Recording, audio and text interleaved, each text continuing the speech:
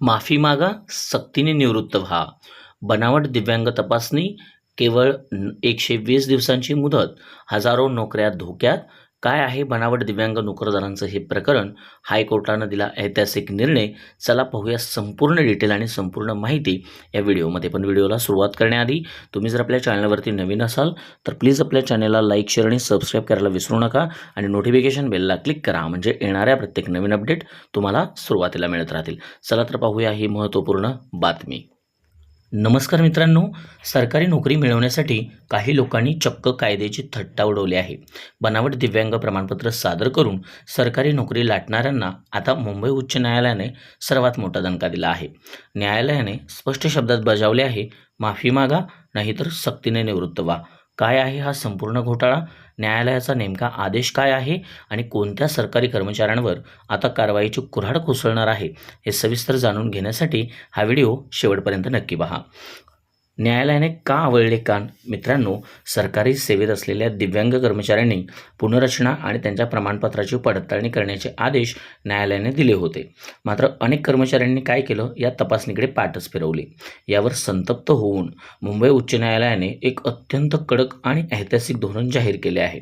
जर कोणी बनावट प्रमाणपत्र देऊन नोकरी मिळवली असेल तर त्यांना आता थेट फौजदारी कारवाईला सामोरे जावे लागेल आणि 120 दिवसात पडताळणी अनिवार्य करण्यात आलेली आहे. म्हणजे न्यायालयाने राज्यभरातील अशा संशयास्पद प्रकरणांची चौकशी करण्यासाठी केवळ 120 दिवसांची मुदत दिली आहे.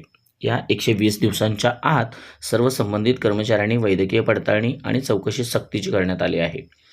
जर या तपासणीत कोणी दोषी आढळले तर त्याची सेवा तात्काळ समाप्त केली जाईल आणि तपासणी न केल्यास निलंबन होणार.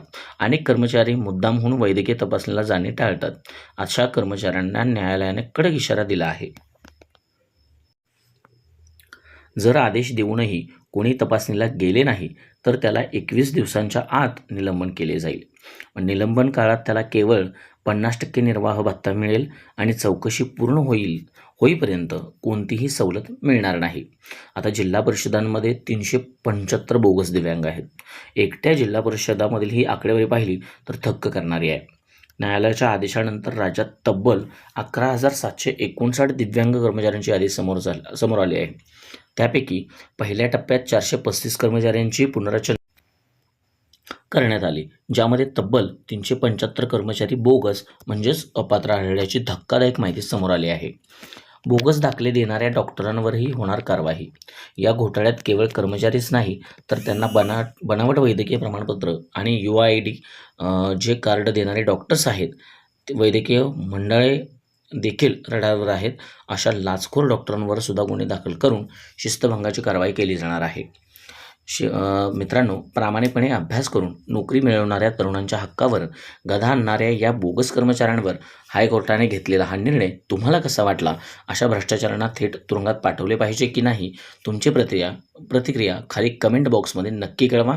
व्हिडिओ आवडला असल्यास लाईक करा, शेअर करा आणि आपल्या चॅनलला सबस्क्राईब करायला विसरू नका आणि प्लेलिस्टमध्ये जाऊन उर्वरित व्हिडिओसुद्धा पाहायला विसरू नका. धन्यवाद.